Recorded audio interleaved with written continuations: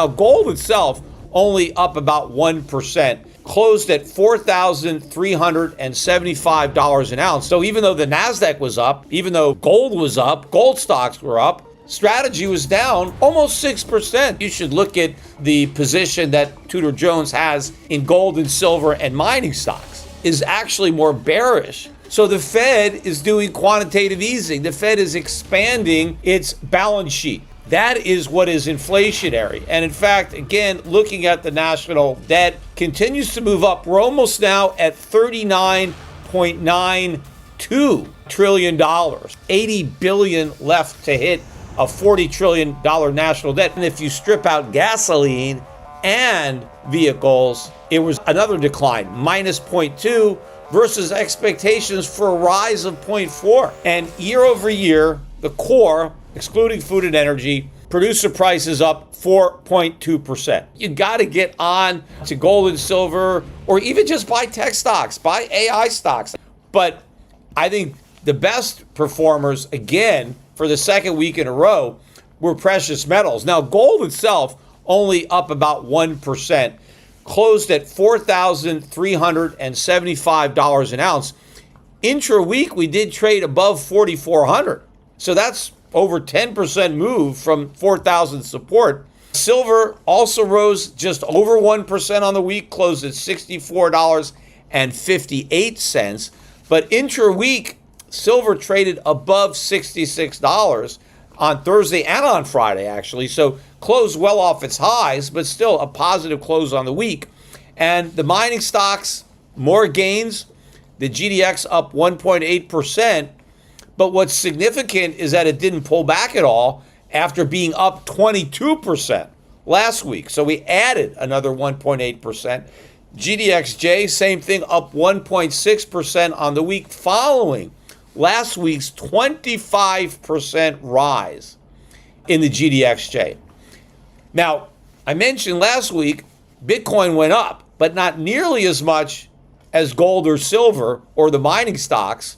But instead of adding to its nominal gains or minimal gains last week, Bitcoin almost gave up all of its gains.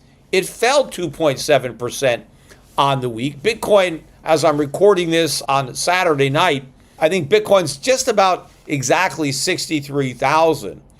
But it couldn't even follow through with back-to-back gains. That's how weak Bitcoin is. And strategy stock was down 5.7% on the week. So even though the NASDAQ was up, even though gold was up, gold stocks were up, strategy was down almost 6%. That's a pretty big drop. Even Stretch, which is the preferred that strategy has been buying back. The real warning isn't gold rising, it's Bitcoin failing while miners refuse to surrender their gains. Peter Schiff notes that gold gained about 1%, while GDX and GDXJ extended massive advances, yet Bitcoin fell 2.7%.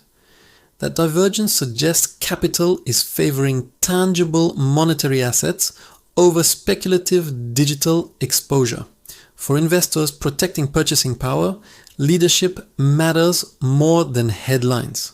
Next, Peter Schiff exposes why Bitcoin's supposed strength may signal something more dangerous. They've been issuing common, selling Bitcoin to buy back Stretch.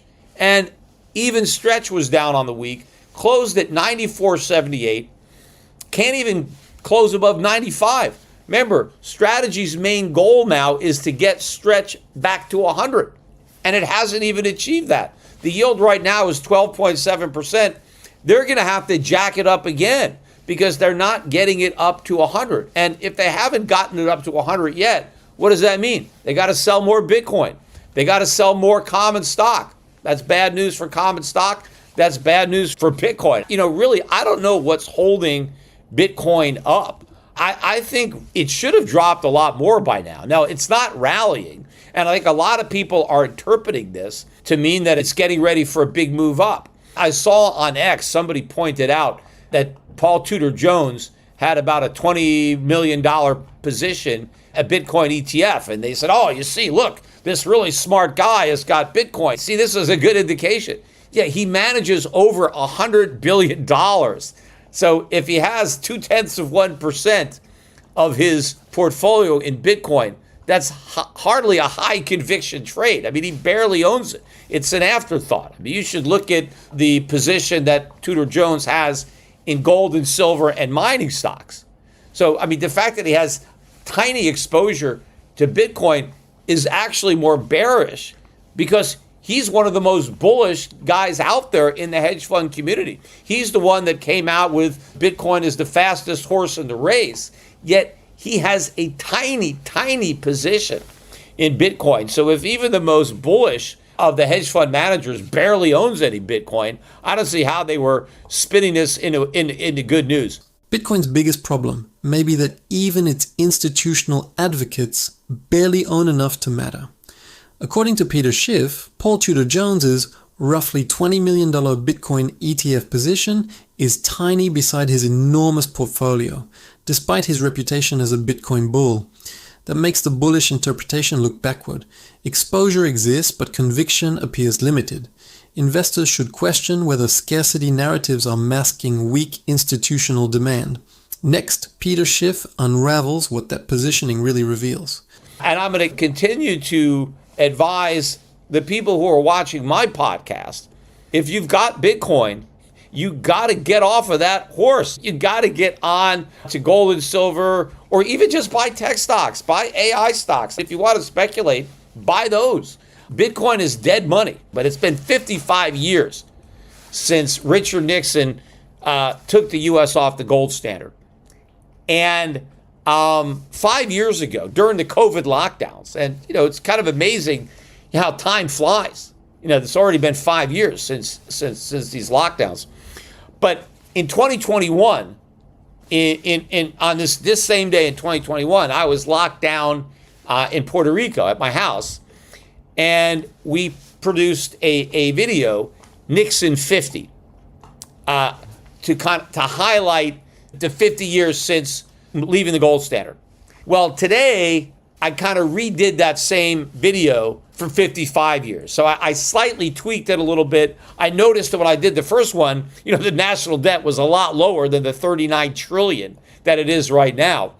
But also what was very interesting about my first video is back then, the Federal Reserve was still clinging to the idea that inflation was transitory. Right? This is before any rate hikes had happened, but inflation was picking up. And in that video, I was talking about how much higher inflation was about to go because the Fed was completely wrong in its transitory narrative. And of course, now, 5 years later, that video was very prescient when it comes to the fact that the Fed got the transitory narrative wrong. That was just an excuse not to raise rates. And again, shortly thereafter, I even did that video, they were still talking about inflation averaging. The most dangerous market signal may be 5 years of policy promises colliding with the same inflation problem. According to Peter Schiff, the Federal Reserve's transitory inflation narrative failed spectacularly, while today's debt burden has climbed towards $39 trillion. That matters because monetary credibility compounds just like debt, and investors eventually pay for broken promises through purchasing power erosion. Gold becomes less a speculation and more insurance when policymakers repeatedly underestimate inflation. Next, Peter Schiff exposes why the Fed's inflation target may already be mathematically impossible. They were still talking about how they want to let inflation run hot, a little bit above 2%, to make up for all the years that we were below 2%. We now have been well above 2% for 65 months. In fact, we've been an average of 4%. That's been the average CPI increase. The actual inflation rate, of course, is much higher than that. But it's 4% a year for 65 months.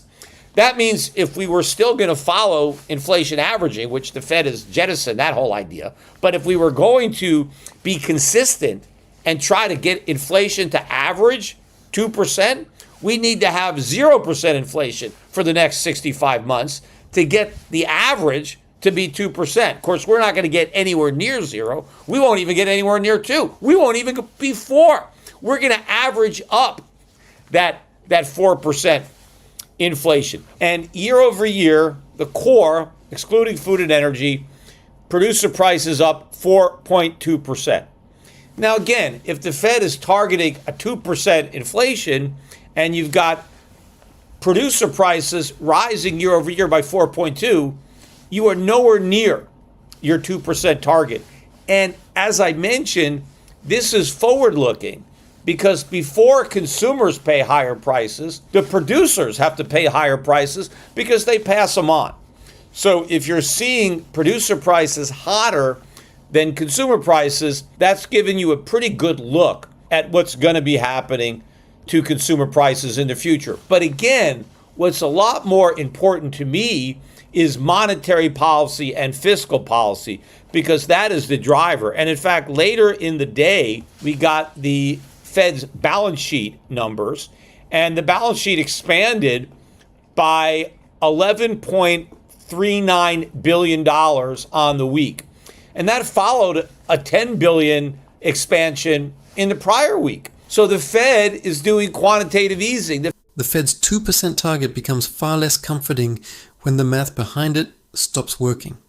What Peter Schiff is highlighting is that 65 months averaging roughly 4% inflation would require an extraordinary period of zero inflation just to restore a 2% average.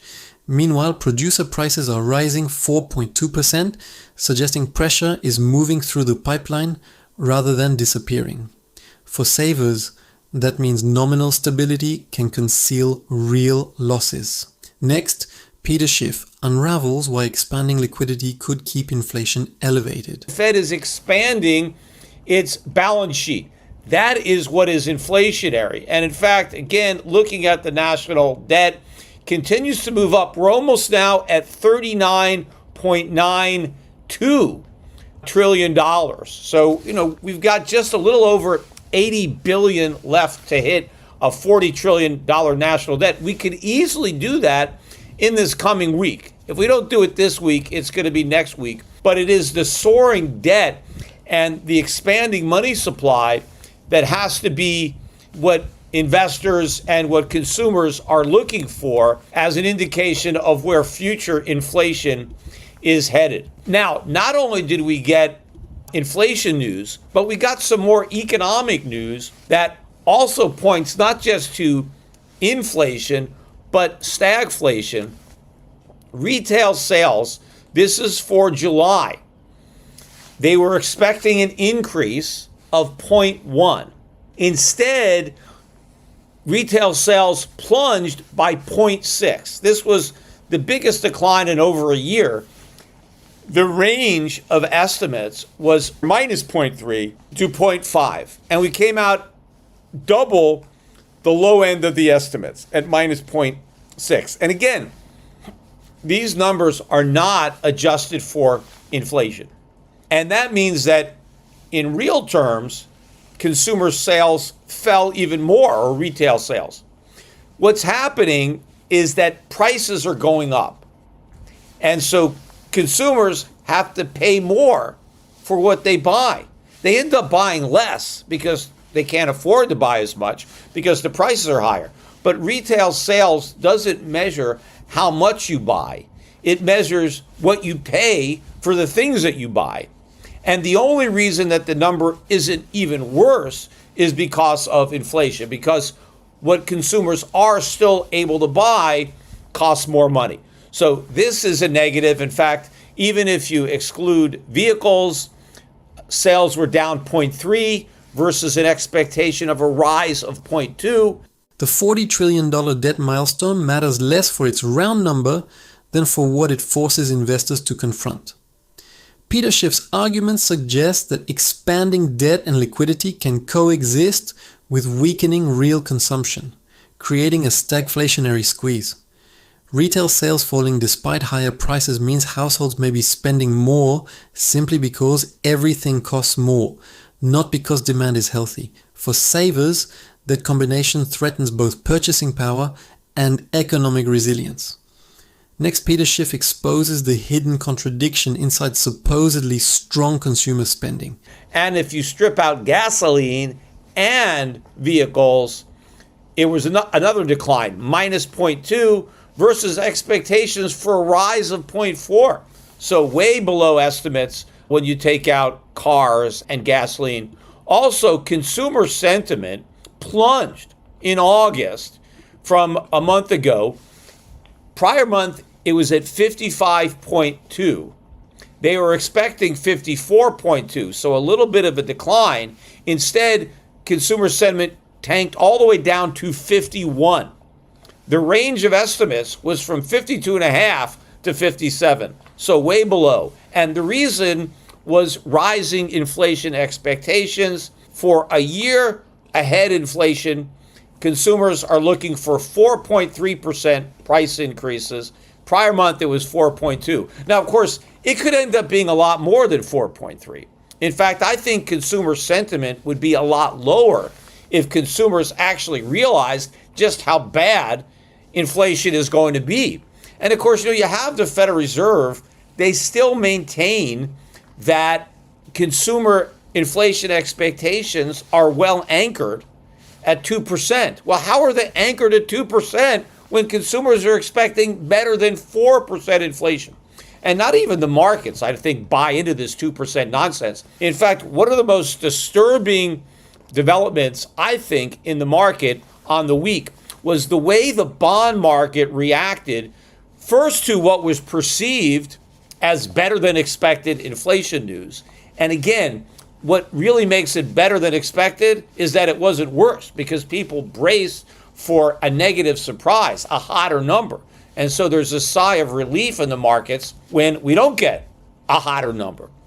But when you couple the supposedly good inflation news, which isn't really good, but let's say it could have been worse, when you compare that with the weak economic data, especially retail sales and consumer sentiment, normally you would see a rally in the bond market. The bond market likes bad news because it means the Fed is less likely to hike rates if the economy is weaker. But instead of bonds rising, bonds fell. The bond market just delivered a warning that stock investors appear determined to ignore. This is where Peter Schiff's thesis shifts. Consumers expect 4.3% inflation, while policymakers continue insisting expectations remain anchored near 2%. That disconnect becomes more serious when weak retail activity and collapsing sentiment fail to trigger a bond rally. Investors should ask why supposedly reassuring inflation data cannot attract buyers into Treasuries. Next, Peter Schiff exposes what falling bonds are quietly saying about inflation risk. In fact, this was the lowest weekly close, really, of the year in the bond market and the highest yield for bonds. The yield on the 10-year Treasury closed the week at 4.7%. And the 30-year closed at 5.27%. This is the highest it's closed the week. And in fact, if you look at TLT, which is the closed-end fund that has an average maturity of 20 years, because it owns, I guess, 50% 10-year, 50% 30-year, or however it does it, it maintains an average of 20-year maturity.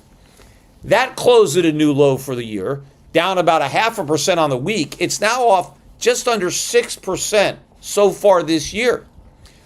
And from its peak in 2020, that ETF is down by 50%. This is a major bear market in U.S. Treasuries.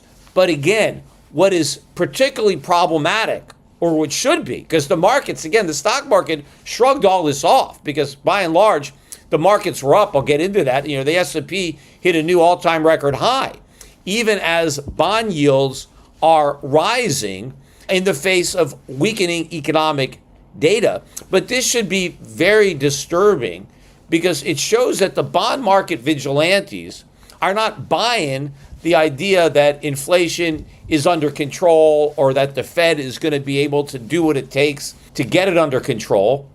The bond market is going down even when news comes out that would ordinarily cause investors to buy bonds.